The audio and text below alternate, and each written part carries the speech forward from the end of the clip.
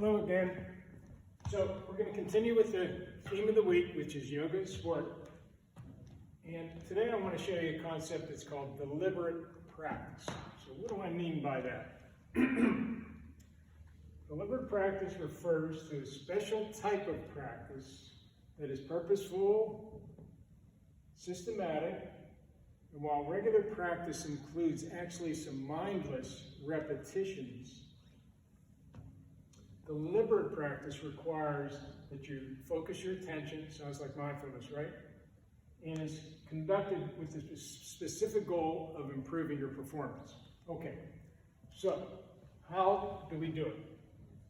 And I told you a lot of athletes will do this before they go ahead and prepare to shoot. They try to increase their concentration and focus, where they might go ahead and, before they shoot their foul shot, they'll take 3 breaths. So they're all in the understanding of you're trying to improve your concentration and focus.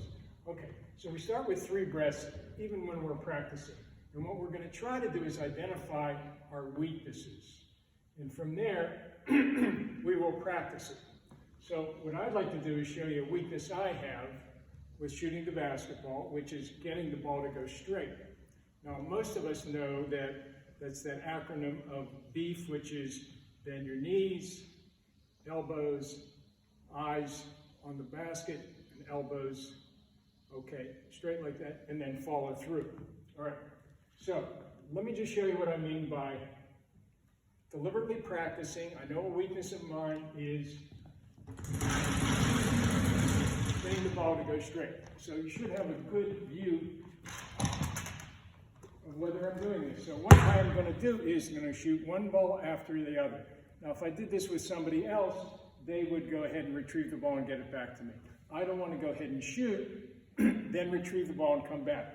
I want to go ahead and do shot after shot after shot. And what I'm going to try to do is watch the ball flight, and you're going to be able to see whether it's going to go straight. Okay, and then I'm going to feel what it's like with was my arm tucked in? Did my hands go straight? So I'm going to do a little body scan of what's going on. I'm basically teaching myself. If I was with a coach, the coach would say, oh no, I see your elbow is flailing out. Okay, it didn't go straight. The coach would be kind of telling me what to do. But if I'm paying attention to myself, I can self-correct. Okay, so let me show you a few.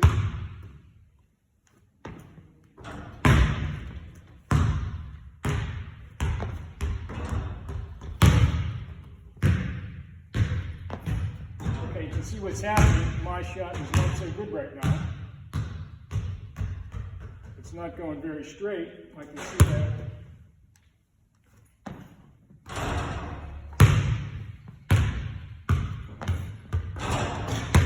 And I don't have any.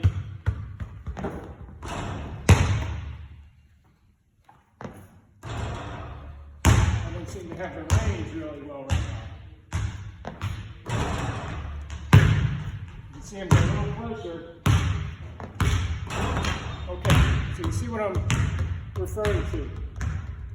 I never said I was a great basketball shot. But if I kept on practicing like this, what I would see is eventually my arc of the ball would be going the right distance, my elbows would be going straight, and I would be self-correcting myself. So I want to show you the same thing. I'm going to move over here. With tennis. Okay, now with tennis, let's say my weakness was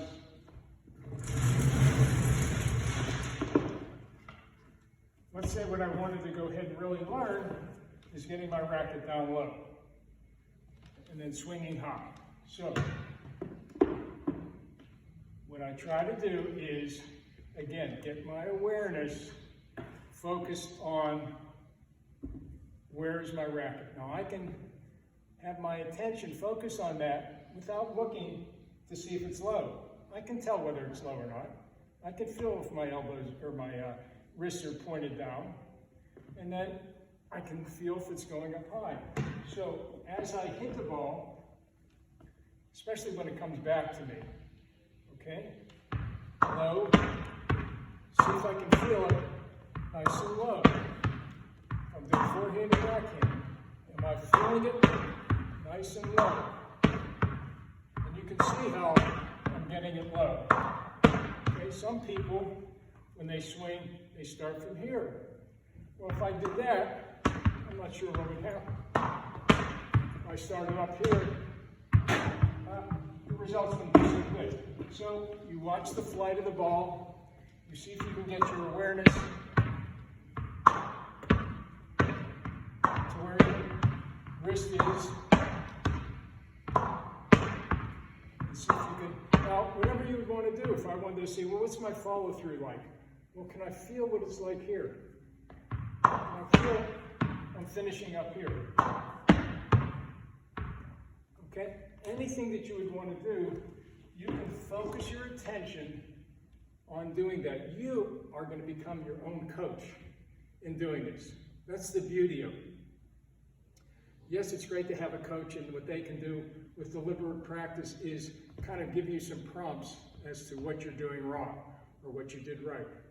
But if you can get your mind's eye to feel what your body's doing, this is not only just good for sport, this is good for how you relate to somebody, how you do your homework, anything, how you play an instrument.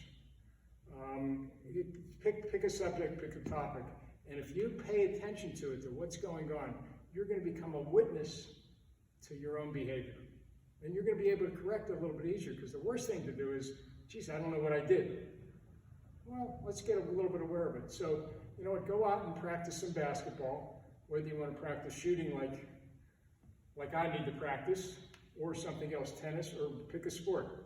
Frisbee, did I snap my wrist?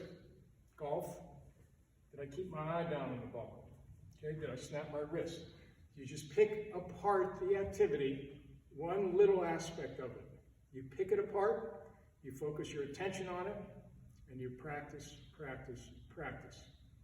And you try to have your awareness focus again on that extremity, that part, that piece of the moving puzzle. Then you put it all together, okay, which becomes a little bit harder as well. You might have to practice that. It helps if you have somebody to help you. What you could do is just videotape yourself, okay? That's deliberate practice. Yoga of sport. It's a great way to learn.